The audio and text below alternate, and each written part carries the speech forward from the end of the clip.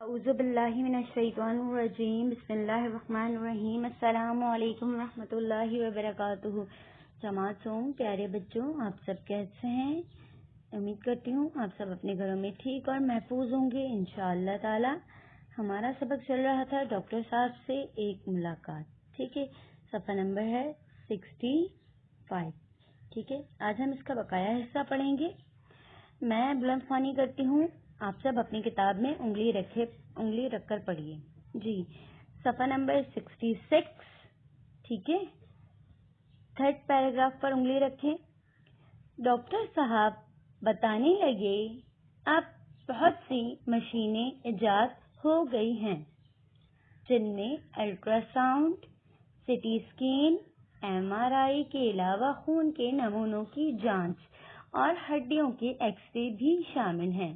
یہ مشینیں جدید ترین طریقوں سے انسانی جسم کی جانچ کر کے مسئلہ کی جگہ کی نشاندہی کر دیتی ہیں، جس سے بیماری کی درست تشخیص میں مدد ملتی ہے۔ 7، کیا آپ کو ہر بیماری کے بارے میں پڑھایا جاتا ہے؟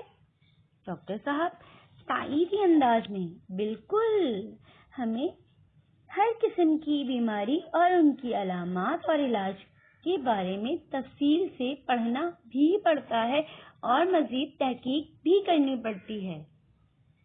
نوید، ڈاکٹر صاحب انسان کے جسم کے اندر چھپے ہوئے اعضاء کے بارے میں آپ کیسے معلومات حاصل کرتے ہیں؟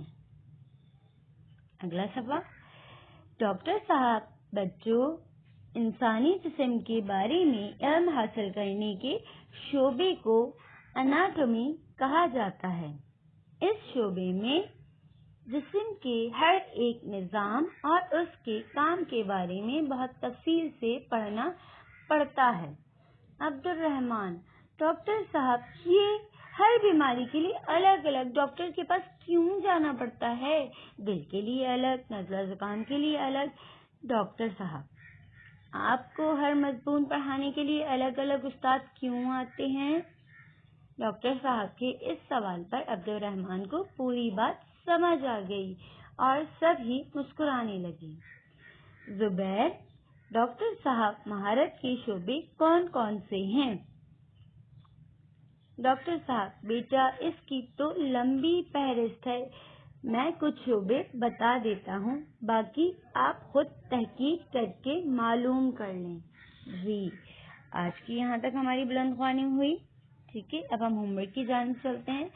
سبق ڈاکٹر صاحب سے ایک ملاقات اچھی طرح پڑھیے اور سرگرمی نمبر 6 سوال نمبر 4، 5، 6، 7 کاپی میں صفائی سے کیجیے۔ جی، سرگرمی نمبر 6 کے ہم بقایا سوالات 3 تک کر چکے تھے۔ سوال نمبر 4 میں آپ کو پڑھ کر بتاتی ہوں، ڈاکٹر کو بیماری کا کیسے پتہ چلتا ہے؟ ٹھیک ہے، اس کا جواب بھی بہت آسان ہے۔ نمبر 5 بیماریوں کی جانچ کے لیے استعمال ہونے والی چند مشینوں کے نام تحریر کریں، اس کا بھی آنسر اسی میں ہی ہے۔ سبق میں انسانی جسم کے علم کو کیا کہا جاتا ہے، اس کا بھی جواب اسی میں ہی ہے۔